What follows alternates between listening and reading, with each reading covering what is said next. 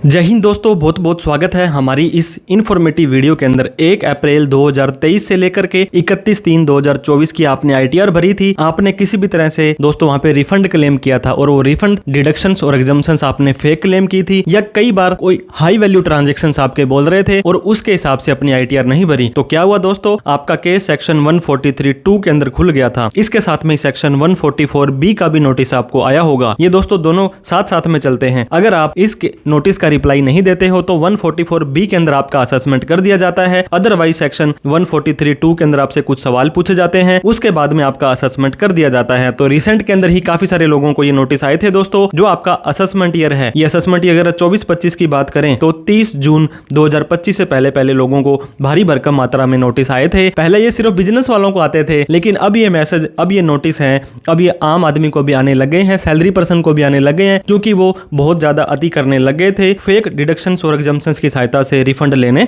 लग गए थे। हमारे एक केस के अंदर दोस्तों आज हम डिस्कस करने वाले हैं एक सेक्शन 143(2) का जो असेसमेंट हो चुका है, जिसके अंदर आपको एक कंप्यूटेशन दिखाएंगे जो डिपार्टमेंट वाले खुद से वो कंप्यूट करते हैं। उसके बाद में उसका असेसमेंट करते हैं कि उन्होंने क्या माना है। जैसे आपको सेक्शन 143(1) का इंटीमेशन आता है कि आपने क्या दिया और उन्होंने क्या माना। बहुत बार ये शो कोज नोटिस भी भेजते हैं। उसके बाद में अगर आपका कोई टैक्स वगैरह बनता है तो डिमांड नोटिस भी आता है। इन तीनों ही चीजों को एक एक करके 1 बाय 1 आपको समझाने वाले हैं कि कैसे असेसमेंट हुआ, कैसे उसका कंप्यूट हुई और कैसे उसकी डिमांड निकली। तो सबसे पहले दोस्तों मैं आपको असेसमेंट ऑर्डर दिखाना चाहूंगा। आप थोड़ा सा नीचे आकर के यहाँ पे देखेंगे तो यहाँ पे स्पेशल आपका लिखा होगा कि आपका असेसमेंट का ऑर्डर आ गया है। और ये असेसमेंट जो होता है ये फेसलेस होता है। किसी भी ऑफिसर के पास आपको नहीं जाना है, ना ही किसी से मिलना है। Government of India, ministry of finance, income tax department, pan number, name, उसका एड्रेस, असेसमेंट ईयर दोस्तों 24-25 में फिर बता रहा हूं। इस बार आपने असेसमेंट ईयर 25-26 के अंदर कोई भी गलत डिडक्शंस वगैरह अगर ली तो उसका नोटिस आपको 30/6/26 तक आ सकता है। आपका स्टेटस इंडिविजुअल था। और दोस्तों यहाँ पे देखिए रिटर्न आपने कब भरी थी। ओरिजिनल रिटर्न आपने पिछले साल की जो भरी थी वो बता दिया है। इसके बाद 143(1) आपका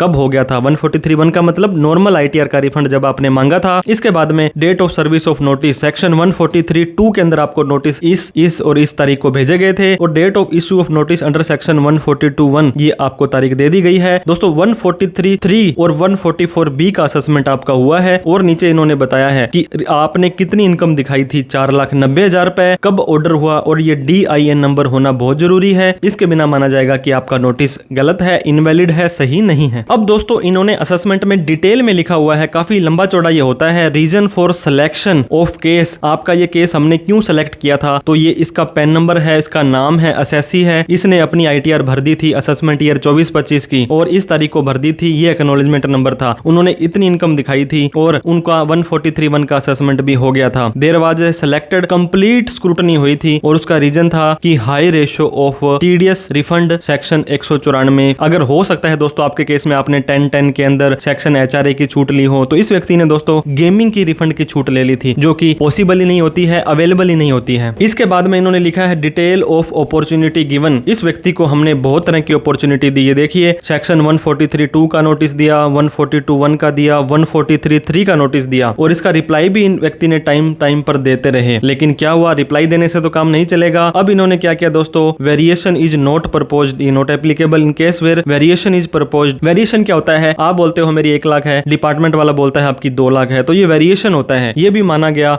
update the table of opportunity given, include the detail of show cause notice, आपको कारण बताओ नोटिस जारी किया गया कि आपका हम ये क्यों ना कर दें। कंप्लीट डिस्क्रिप्शन वगैरह, इशू वगैरह बताए गए। सेम कहानी दोस्तों, हाई रेशियो ऑफ रिफंड आपने बहुत ज्यादा ले लिया था। 143(2) के अंदर आपको रिप्लाई दिया गया था। हमारे इस केस में क्या हुआ दोस्तों, इस असेसी ने गेमिंग वाला जो रिफंड होता है वो अदर सोर्स में डाल करके स्पेशल इनकम में ना दिखा करके उसको रिफंड ले लिया था। तो क्या होता है दोस्तों कि वो genuinely as per rule allow उस व्यक्ति को नहीं था, तो इनका केस 143(2) के अंदर सेलेक्ट हो गया था। उसके बाद में भी इन्होंने लिखा है कि बाद में क्वेश्चनरी इशू की गई, उसके बाद में इन्होंने रिवाइज्ड कंप्यूटेशन दिया, 26 दिया और ये भी माना कि गेमिंग की विड्रॉल हमने इतने रुपए की थी और उसने रिप्लाई के अंदर अंदर भी सारे के सारे रिस्पॉन्स दिए हैं एसएससी ने। इसके बाद में स्पेशली ये इन्होंने बोला कि 10,23,000 रुपए स्पोटा टेक्नोलॉजी दोस्तों ड्रीम 11 वगैरह होता था, इसके अंदर आपका टीडीएस डिडक्ट हुआ था और ये ऑब्जर्व किया आपने, इसको दिखाया ही नहीं आईटीआर के अंदर। दोस्तों आईटीआर तो लग जाती है, कई बार आप जल्दबाजी धक्का करेंगे पोर्टल से तो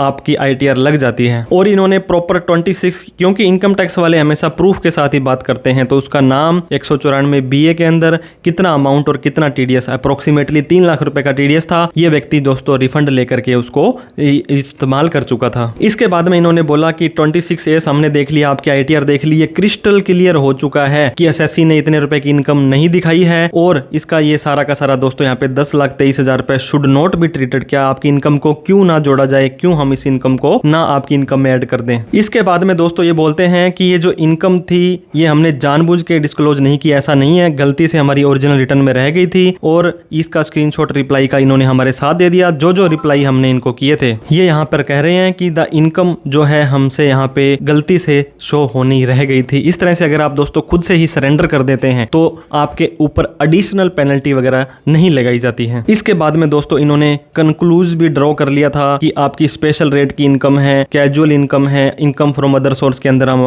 आपने नहीं दिखाई थी तो हम इसको ऐड करके अब दिखाने वाले हैं। इसके बाद में इन्होंने फिर बोला, एसएससी ने रिप्लाई के अंदर बोला है कि रिवाइज रिटर्न है, हम उसको प्रॉपर भर देंगे। मतलब जो भी इन्होंने जो कम्युनिकेशन हुआ है, फिर इनकम फ्रॉम अदर सोर्स के अंदर इस इनकम को एडिशन हम करने वाले हैं। और नीचे आप देख सकते हैं दोस्तों इन्होंने प्रॉपर टेबल बना दिया है। जो इनकम आपने नॉर्मल 139(1) के अंदर आईटीआर में दिखाई थी 4,90,000 रुपए और वेरिएशन जो फर्क है 10,23,000 रुपए वो आपने नहीं दिखाया। टोटल इनकम हम आपकी इतनी मानेंगे। मान लीजिए कि आपने सेक्शन 10 के अंदर एचआरए की छूट ली, अलाउंसेज की छूट ली, वो सारे के सारे अलाउंसेज आपके यहाँ पे फिर से जोड़ दिए जाएंगे और उसके बाद में आपका अलग से जो इनकम है उसको कैलकुलेट किया जाएगा। इनकम 15 लाख हो गई है 143(3) के अंदर 144B के साथ में और इनकम टैक्स कैलकुलेट किया गया है, इंटरेस्ट जो भी एप्लीकेबल होता है और क्रेडिट जो है उसका प्रिस्क्राइब टैक्सेस का दे दिया गया है। इसके बाद में दोस्तों दूसरा पीडीएफ मैंने दिखाया था, ये भी फेसलेस है, सेम इनकम टैक्स डिपार्टमेंट है। यहाँ पे कंप्यूटेशन शीट आपकी आने वाली है, मतलब आपकी इनकम कैसे कैसे कंप्यूट हुई है। यहाँ पे सेम टू सेम 143(3) के अंदर डिन number, name, address, assessment year वगैरह आ जाएगा और यहाँ पे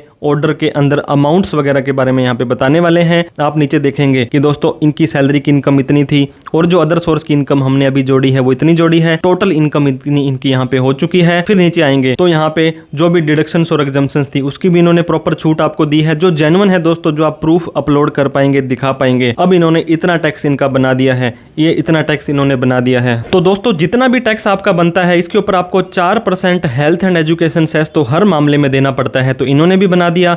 उसके बाद में आपकी इनकम इतनी आ गई, जो टैक्स बनता था वो इतना कैलकुलेट कर दिया। अब दोस्तों 3 तरह का ब्याज यूजुअली लगता है, सेक्शन 234A का, 234B का, 234C का। 234A का तब लगेगा जब आप अपनी आईटीआर को टाइम से नहीं भरते हैं, लेकिन आपने तो टाइम से भरी है। 234B के अंदर अगर आपने एडवांस टैक्स टाइम से नहीं भरा है। 234C का एडवांस टैक्स अगर आपने क्वार्टरली टाइम से नहीं भरा है तो यहाँ पे 234B और C का ब्याज ये तो दोस्तों हर केस के अंदर लगता ही लगता है। तो टोटल इन्होंने इतना बना दिया, उसके बाद में इतना टैक्स यहाँ पे लग चुका है। अभी भी आप देखेंगे कि दोस्तों जो सेस है वो भी नॉर्मल केस में लगता है, 234B और C का जो टैक्स है वो भी नॉर्मली लगता ही लगता है। इसके बाद में जितना आपका टीडीएस कटा हुआ था उसकी भी यहाँ पे इन्होंने रिबेट दे दी है। उसके बाद में दोस्तों आपका टोटल टैक्सेस पेड आ गया, वो घटाने के बाद में जितना बनता था वो इन्होंने कहा है कि इतना आपको टैक्स भरना है। कोई आपने एडिशनल रिफंड वगैरह ले रखा था उसको भी ये प्लस माइनस कर लेंगे, घटा देंगे, बढ़ा देंगे। कहने का मतलब लास्ट के अंदर जो आपकी डिमांड निकलेगी वो आप इनकम टैक्स के पोर्टल पर जाएंगे तो वहां पर भी आपको बता देगा कि आपकी आउटस्टैंडिंग डिमांड इतनी आ रही है। इसके बाद में दोस्तों आप यहाँ पे देख सकते हैं एक डिमांड नोटिस और आएगा। अगर आपका कोई टैक्स उन्होंने बना दिया है